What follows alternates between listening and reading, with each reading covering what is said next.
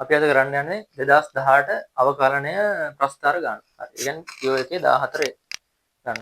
x සමානයි ඍණ 1 වරක් එක බෙදීම 3 සඳහා fx සමානයි fx සමානයි 16 වරක් x ඍණ 1 බෙදීම x ධන 1 වර්ගය වරක් 3x ඍණ 1යි ගනිමු කියලා තියෙනවා.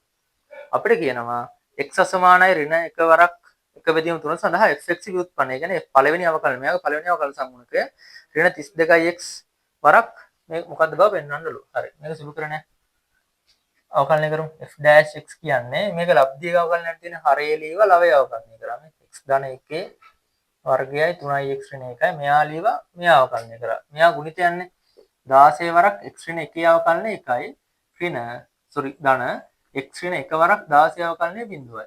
හරේ ලීව ලවය අවකලනය කරා.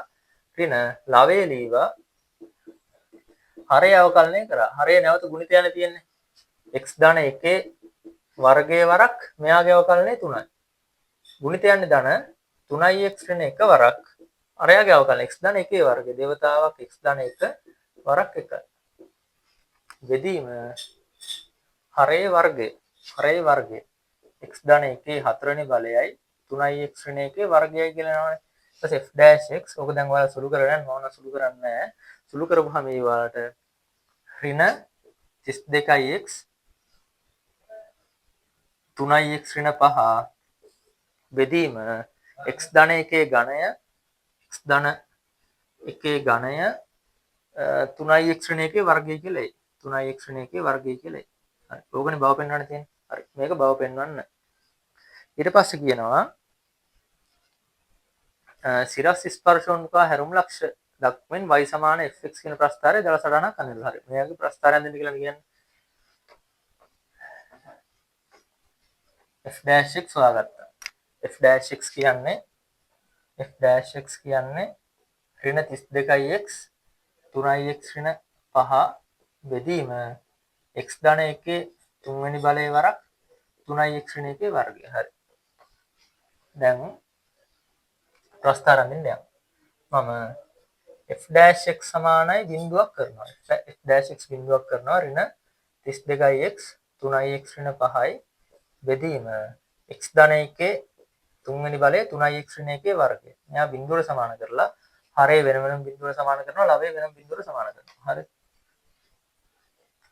ඍණ 32x වරක් 3x ඍණ 5 බිඳුවට සමාන කරනවා x ධන 1 ඝනය වරක් 3x ඍණ 1 වර්ගයේ බිඳුවට සමාන කරනවා. ඒතකොට මෙතනින් එනවා x සමානයි බිඳුවයි කියලා එකක් එනවා. තව x සමානයි 5 බෙදීම 3ක් කියලා එනවා. දැන් මෙතනින් එන්නේ x සමානයි ඍණ 1යි x සමානයි 1 බෙදීම 3යි. ඇත්තටම මෙතනින් එන්නේ සිරස් ස්පර්ශෝන්මුඛ මේ යට ඍණ 1 ආදේශ කරපුවම බිඳුව හරේ බිඳුවක් එන්නේ. අර්ථ නැහැනේ. ඒතකොට සම්කේත සංඛ්‍යා බිඳුව කියනවා අර්ථ නැහැනේ. කියන්නේ මේ ශ්‍රිතේ අර්ථ නැති වෙනා කියන තමයි සිරස් ස්පර්ශෝන්මුඛ කියන්නේ. එනම් සිරස් ස්පර්ශෝන්මුඛ මේකට දෙකක් තියෙනවා. එනම් x සමානයි ඍණ 1 සහ 1 බෙදීම 3ේදී සිරස් ස්පර්ශෝන්මුඛ පවතී. හරි. එතකොට මේ ප්‍රස්ථාරයේ හැරුම් ලක්ෂ තියෙන x සමානයි බිඳුවේදී සහ x සමානයි 5 බෙදීම 3ේදී. දැන් හැරුම් ලක්ෂ වල x කණ්ඩායමක දනවන හැරුම් ලක්ෂ වල කියනවා. හැරුම් ලක්ෂ වල කණ්ඩායමයක් වෙන කෙනෙක් xy යගයන් දෙකම එපා. අන්න දැන් මේකට ආදේශ කරලා අර fx කියන එක කෙනාට ආදේශ කරලා x බිඳුවක් වෙදී y වගේයි x 5 බෙදීම 3ක් වෙදී y වගේ හොයන්න ඕනේ. දැන් fx කියන්නේ මෙයානේ. fx කියන්නේ 16 වරක් x ඍණ 1 බෙදීම x ධන 1 වර්ගයේ වරක් 3x ඍණ 1නේ. අන්න මේකට x සමානයි බිඳුව පිට fx ළඟ කියන්නේ y යගේනේ. y යගයයි x සමානයි 5 බෙදීම 3ක් පිටදී y යගේ හොයන්න ඕනේ. x සමානයි දැන් මේක x සමානයි බිඳුවක් වෙද්දී x සමානයි කියන්නේ මේ හැමතැනම බිඳුව ආදේශ කරොත් මෙතන බිඳුව ඍණ 1 ඍණ 16යි ඍණ 16 බෙදීම ඍණ එකක් නැන්නේ. එතකොට උත්තරේ 16ක් වෙනවානේ. බිඳුව ආදේශ කරොත් 16ක් වෙනවා. ඔව්. බිඳුව ආදේශ කරොත් 16ක් වෙනවා. එතකොට මෙතන x සමානයි බිඳුවේදී fx කියන y නේ. y කියන එක නා 16. ඒ කියන්නේ බිඳුවකම 16 දී හැරුම් ලක්ෂයක් තියෙනවා. හැබැයි යාගේ ස්වභාවය දන්නේ නැහැ. ස්වභාවය බලන්න. ඒ කියන්නේ අපරිමයක් දවමක් කියලා දන්නේ නැහැ. දැන් x වලගේ පහ බෙදීම තුනේදී y වලගේත් හොයන්න බෑ. x වලගේ පහ බෙදීම තුනේදී y වලගේ මෙතන x කියන හැමතැනම පහ බෙදීම තුන ආදේශ කරන්න මේ. y x කියන හැමතැනම පහ බෙදීම තුන ආදේශ කරන්න. පහ බෙදීම තුන දන එකේ වර්ගයයි තුන්වරක් පහ බෙදීම තුන ඍණ එකයි කියලා. ඒක සුළු කරපුවාම ඔයාලට එන්න ඕනේ. සුළු කරපුවාම එන්න ඕනේ. මම සුළු කරගෙන ඉන්නේ නැහැ. මම ගාව උත්තරේ දෙනවා. සුළු කරපුවාම 9 බෙදීම 24ක් එන්න ඕනේ. ඒ කියන්නේ x සමානයි 5 බෙදීම 3දී y වලගේ ඇවිල්ලා 9 බෙදීම 24ක් කියලා නෑ. ඒ කියන්නේ මෙයා මම මේ සුළු කරන්නේ පුරුදු වීඩියෝ එකක් දික්කෙන් හරිද? 5 බෙදීම 3දී y වලගේ 9 බෙදීම 24. ඒ කියන්නේ ඛණ්ඩාංක එනවා. හැරුම් ලක්ෂ වල ඛණ්ඩාංක 0යි 16යි 5 බෙදීම 3යි 9 බෙදීම 24යි. හැරුම් ලක්ෂ වල ඛණ්ඩාංක කොහොම ආවා? දැන් අපිට තියෙන්නේ හැරුම් ලක්ෂ වල ස්වභාවය නිර්ණය කරන්න. හැරුම් ලක්ෂ වල ස්වභාවය. ඕන අපිට මෙතන ලියන්න හැකි. එනම් හැරුම් ලක්ෂ වල ඛණ්ඩාංක මේවා කියලානේ. හැරුම් ලක්ෂ වල ඛණ්ඩාංක. හැරුම් ලක්ෂ වල ඛණ්ඩාංක මෙන්න මේවා කියලා ලියන්න. දැන් අපි යන්නේ හැරුම් ලක්ෂ වල ස්වභාවය නිර්ණය කරන්න. හරි බලන්න.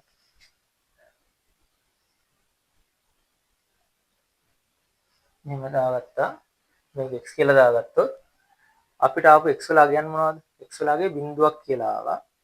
ඍණ එකක් x වලගේ ඍණ එකක් ආවා නේද? ඊට පස්සේ බිඳුවක් කියලා ආවා. ඊට පස්සේ එක බෙදීම 3ක් කියලා ආවා. ඊට පස්සේ බිඳුවක් ආවා, ඍණ එකක් ආවා, බිඳුවක් ආවා, එක බෙදීම 3ක් ආවා, ඊට පස්සේ පහ බෙදීම 3ක් ආවා. හරි. ප්‍රස්ථාරයත් මේකට යටින්මයි අදින්න ඕනේ. ඒක ලේසි. ප්‍රස්ථාරය මම දාගත්තා ඔන්න. ඒතර මෙතන ඇවිල්ලා එක බෙදීම 3යි. මෙතන ඇවිල්ලා පහ බෙදීම 3යි. මෙතන ඇවිල්ලා ඍණ 1යි. ස්පර්ශ උන්මුඛ තියෙන ඍණ 1ේදී එක බෙදීම 3ේදීනේ. ඒක පොඩි වාක්‍යයක් දාගමු. ඍණ 1ේදී සිරස් ස්පර්ශ උන්මුඛ තියෙන ඍණ 1ේදී එක බෙදීම 3ේදී තමයි සිරස් ස්පර්ශ උන්මුඛ තියෙන්නේ. ඍණ 1 බෙදීම ඍණ 1ේදී ධන 1 බෙදීම 3 තමයි ස්පර්ශ උන්මුඛ තියෙන සිරස් ස්පර්ශ උන්මුඛ. හරි. හරි. ස්පර්ශ උන්මුඛ තියෙනවා. හරි. දැන් අපි හොයන්න ඕන තිරස් ස්පර්ශ උන්මුඛ. මොනවද හොයන්න ඕනේ? තිරස් ස්පර්ශ උන්මුඛ හොයන්න ඕනේ. හරි. තිරස් ස්පර්ශ උන්මුඛ හොයද්දී අපි බලන්න ඕනේ y කියන එක්කෙනා. දැන් y කියන එක්කෙනා කවුද? fx නේ 16යි. fx සමානයි 16 වරක් x ඍණ 1 බෙදීම x ධන 1 වර්ගය x ධන 1 වර්ගයයි 3x ඍණ 1යි. ඕකනේ fx කියලා fx ඕකනේ ආවේ. දැන් අපි කරන්න ඕනේ තිරස් ස්පර්ශ උන්මුඛ හොයන්න ඕනේ. තිරස් ස්පර්ශ උන්මුඛ හොයද්දී අර ශ්‍රේණි වල මතකද ඔයාලා අபிසාරී බව වෙනවා වගේ. අන්න ඒ වගේ කතාවක් තමයි මෙතන කරන්න තියෙන්නේ. ඒ කියන්නේ මෙයා ධන හෝරණ අනන්තයට යද්දී ඒ කියන්නේ x කියන එක්කෙනා ධන හෝරණ අනන්තයට යද්දී y කියන එක්කෙනා කීයටද යන්නේ කියලා බලන්න. අන්න ඒකින්ද මෙයා ඉස්සරලාම අනන්තය ආදේශ කරපුවාම අර්ථ තියනාගයක් විදිහට අපි හදාගමු. දැන් මෙතන දැන් මෙයා දෙපැත්තටම අනන්තය ආදේශ කරන්න තියෙන්නේ. තිරස් ස්පර්ශ උන්මුඛ ලිමිට් x වලාගය ධන හෝරණ අනන්තයට යද්දී fx කියාගේ කීයද කියලානේ බලන්න යන්නේ. ඒ කියන්නේ මේ x තියෙන හැමතැනම අනන්තය ආදේශ කරන්න ඕනේ. මෙතෙන්ට අනන්තය ආදේශ කරොත් 16 වරක් අනන්තය ඍණ 1 කියන්නේ අනන්තය කියන්නේ 16 වරක් අනන්තය කියන්නේ අනන්තය බෙදීම අනන්තයන් එන්නේ. අනන්තය බෙදීම අනන්තය කියන්නේ අර්ථ නැහැනේ. ඉතින් අර ශ්‍රේණි වල මතකනේ. ශ්‍රේණි වල අර අභිසාරී බව හොයන්න තිබ්බේ. එතකොට කරේ හරේ මාත්‍රෙන් උඩ යටයි දෙන්නම් බෙදුවානේ. ඒකින්ද මම මේක හරේ මාත්‍රෙන් උඩ යටයි දෙන්නම් බෙදලා මෙතෙන්ට දාගන්නම්. හරිද? ඒක මම මෙතනින් කරන්නම්. එතකොට මෙතන එනවා 16යි x ඍණ 16 කියලා එනවා. මෙතන එනවා x වල වර්ගය ධන 2x ධන 1ක් කියලා එනවා. 3x ඍණ 1ක් කියලා එනවා. මේක පොඩ්ඩක් සුළු කරොත් 16යි x ඍණ 16යි 3x වල ඝනයක් එනවා. ඊට පස්සේ ඍණ x වර්ගයක් එනවා. ධන 6x වර්ගයක් එනවා. ඍණ 2x එනවා. ධන 3x එනවා. ඍණ 1ක් එනවා. ඒ කියන්නේ හරේ මාත්‍රික x වල ඝනයනේ.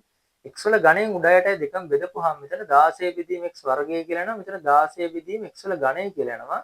මෙතන 3 යට කොහොම සෙට් යන්නේ. දැන් උඩ කොහොම හරි දැන් මෙතන අනන්තය ආශය කරපුවම උඩට දැන් බිඳුවක් නෙන්නේ. ඒකින්ද හරේ කියන හරේ දිහා බලන්නවත් ඕනේ නැහැ. බිඳුවෙන් ඕනම සංඛ්‍යාවක් දෙන උත්තරේ බිඳුව නෙමෙයි. මෙතන අනන්තය ආශය කරපුවම උත්තරේ කියලාම බිඳුවයි. ඒ කියන්නේ මෙයා ධන හෝරණ අනන්තයේදී fx එකගේ කීයද මේ? x තියෙන හැමතැනම අනන්තය ආදේශ කරන්න. අනන්තය ආදේශ කරලා උත්තරේ බලන්න. 16 බෙදීම අනන්තයේ වර්ගය කියන්නේ බිඳුවයි. 16 බෙදීම අනන්තයේ ගණිත කියන බිඳුව. බිඳුව බෙදීම ඕනම සංඛ්‍යාවක් කියන්නේ බිඳුවෙන්. ඒතකොට මෙයා කෙලින්ම තිරස් ස්පර්ශෝන්මුඛ වෙනවා. fx සමානයි බිඳුවේ තියන්න. ලියන්න ඊට පස්සේ එනම් fx සමානයි බිඳුවේදී තිරස්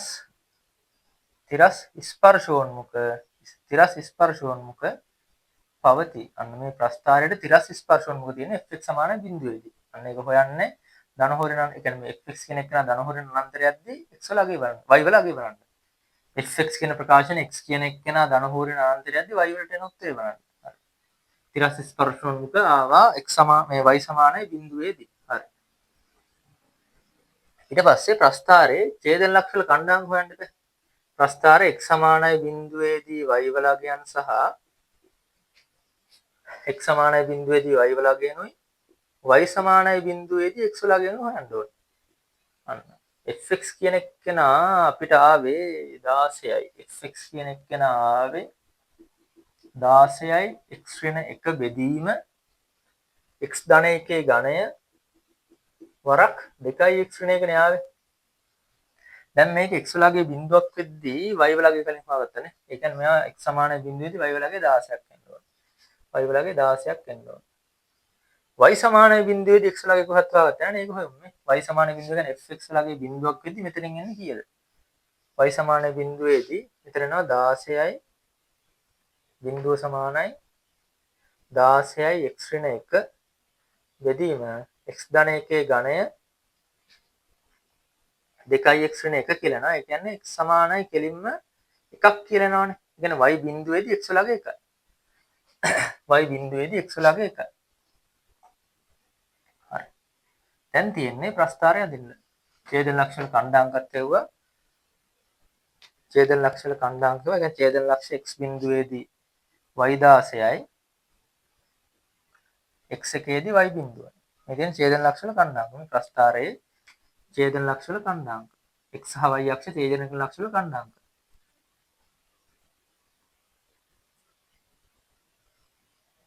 ඡේදන ලක්ෂණ කණ්ඩායම් කියවහරි. දැන් අපිට තියෙන ප්‍රස්ථාරය අඳින්න. හරි බලමු.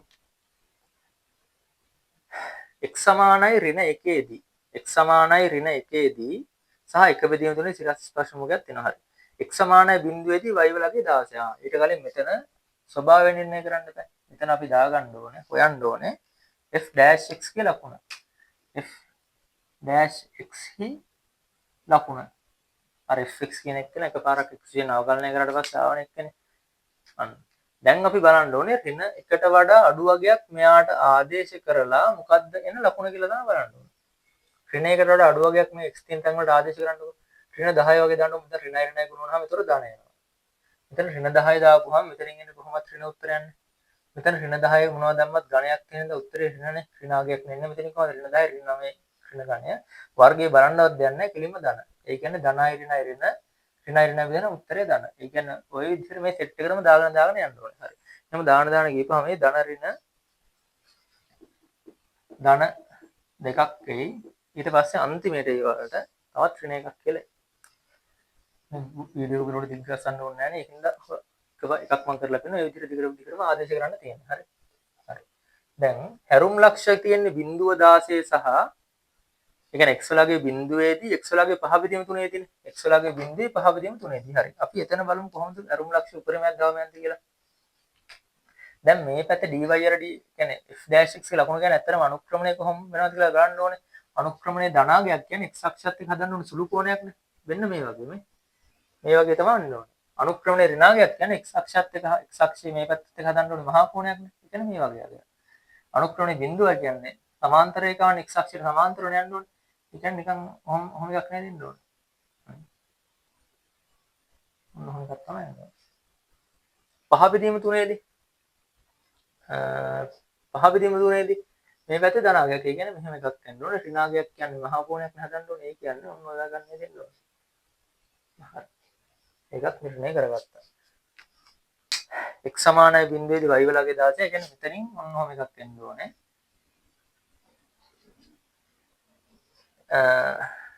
x සමානයි 5 බෙදීම 3 දී y වලගේ 9 බෙදීම 24යි. 9 බෙදීම 24 දී එන්න ඕනේ වෙන්න මෙහෙම. මොකක්ද තමයි. දැන් ප්‍රස්ථාරය අඳින්න තියෙනවා. දැන් මෙතනින් ප්‍රස්ථාරය x වලගේ ධන හෝරේන අනන්තයද මේක x නේ. මේක y. x වලගේ ධන හෝරේන අනන්තයද දැන් y වල මෙතන යන්න ඕනේ මේ ස්පර්ශ මුඛ පැත්තනේ ඍණයක පැත්තනේ. අන්න මේ ඍණයක පැත්තට කෙලින්ම යන්න ඕනේ ප්‍රස්ථාරය. ඍණයක දිගේ යනවා විදිහට අඳින්න ඕනේ. මෙතනත් එක බෙදීම තුනට යනවා එක බෙදීම තුනේදී යනවා විදිහට අඳින්න ඕනේ. හරි. ඊට පස්සේ මෙතන ඒ කියන්නේ මේකෙන් පස්සේ ඊටු ටික කොහොමද නිර්ණය කරන්නේ?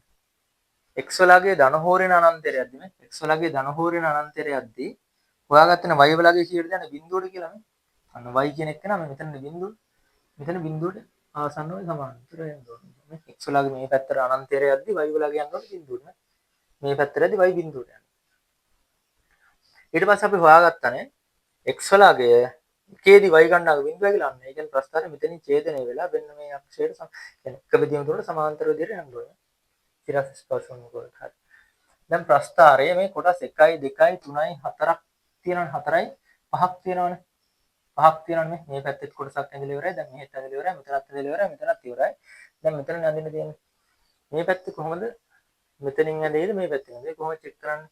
දැන් ඍණයකට වඩා අඩු පැත්තේ අනුක්‍රමණය මොනවාගේද ධනාගයන් එහෙනම් x අක්ෂයත් එක්ක සුළු කෝණයක් හදන්න ඕනේ මහා කෝණයක් හදන්න ඕනේ. සුළු කෝණයක් හදන්න ඕනේ කියන්නේ ප්‍රස්ථාරය වෙන්න ඕනේ. නේ අනුක්‍රමණය දාන්න. සුළු කෝණයක් හදන්න ඕනේ. කොහොම ඔය විදිහට ප්‍රස්ථාරයක් ආවනම් හරි. ගාන ඊළඟට කියනවා ප්‍රස්ථාරී භාවිතයෙන් k වරක් x ධන 1 වර්ගය 3x ඍණ 1යි 16 වරක් x ඍණ 1 සමීකරණයට හරියටම එක මූලයක් පවතින පරිදි k අයත් r හි අගේ සොයන්න. හරි. මෙහෙම එකක් කරනවා මම. හරිද? බලා ගන්න. මේක මකන්නම් ප්‍රස්ථාරෙන්න ඕන ඔය විදිහට.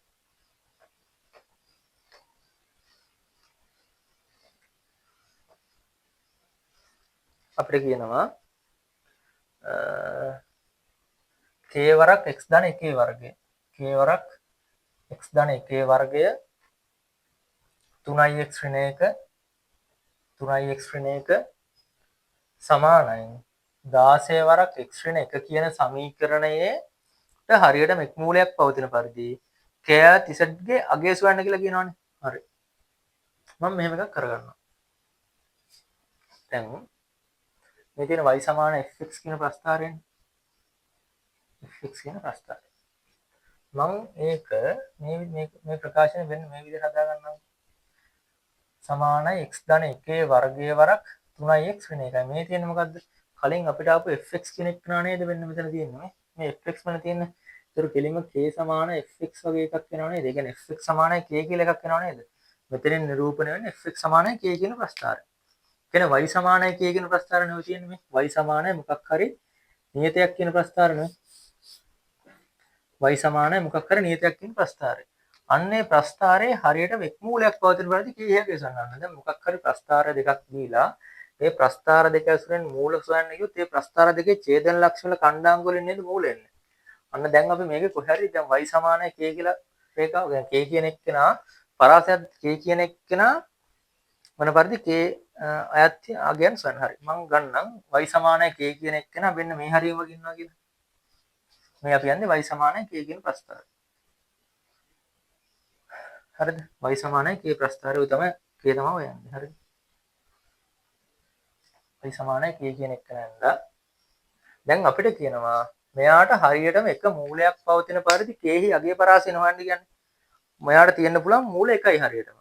ඒ කියන්නේ මේ ප්‍රස්ථාර දෙක y සමානයි fx කියන ප්‍රස්ථාරයයි y සමානයි k කියන ප්‍රස්ථාරයයි ප්‍රස්ථාරයටයි ඡේදන ලක්ෂ එකක් විතරක් තියෙන විදිහට k ට ගන්න පුළුවන් අගයන් ටික නැහන්නේ. බලන්න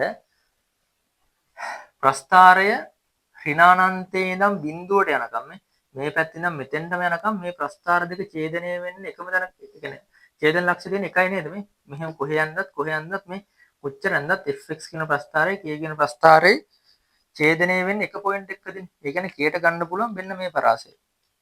k ට ගන්න පුළුවන් ඍණානන්තයයි ඍණානන්තයයි බිඳුවයි අතර පරාසයක් ගන්න පුළුවන් මේ එක. තව තියෙනවද කියලා බලමු. බිඳුවට වඩා අන්න මේ බිඳුව පැන්න ගමන් ප්‍රස්ථාරයේ තැන් කීයකින් කැපෙනවද මේ? එකට වඩා වැඩි යකින් මේ 1 2 ප්‍රස්ථාරයේ තැන් 3ක විතර කැපෙනව නේද? ඒ කියන්නේ බිඳුවට වඩා වැඩි යකින් ගන්න බෑන්නේ. බිඳුවට වඩා වැඩි යකින් ගන්න බෑ. ඡේදන ලක්ෂ එකයි තියෙන්න පුළුවන්. ඒ කියන්නේ බිඳුවයි 16 අතර පරාසය ගන්න බෑ කොහොමත් නේ. බිඳුවයි 16 අතර පරාසයෙන් මේ ටික ගන්න බෑනේ. බිඳුවයි 9 බෙදීම 4 යගයක් ගන්න බෑ. හැබැයි 9 බෙදීම 4යි 16 අතර යගයක් ගත්ත හැකි නෙමෙයි. ඒතකොට මෙතන ප්‍රස්ථාරයේ ඡේදන ලක්ෂ එකයි තියෙන්නේ මේ. මේ කොටස නෙමෙයි. මෙතන ඉඳන් මෙතෙන්ට. අන්න තව එකක් ගන්න පුළුවන් කේට 9 බෙදීම 24ට වඩා වැඩි වෙන්න ඕනේ. හැබැයි 16ට වඩා අඩු වෙන්න ඕනේ. සමාන අවස්ථාව ගන්න බෑනේ. ඒතකොට මේ ඡේදන ලක්ෂ දෙකක් තියෙනවානේ. ඒකට වඩා වැඩි වෙන්න ඕනේ 16ට වඩා අඩු වෙන්න ඕනේ. නැවත 16ට වඩා වැඩි වුණාම මොකද වෙන්නේ? ඡේදන ලක්ෂ දෙකක් තියෙනවා. කේට ගන්න පුළුවන් පරාසයෙන් එච්චර නේද අහන්නේ. මූලයක් පවතින පරිදි කේහයක් ගැන සොයන්න. අන්න 9 24යි මෙච්චර.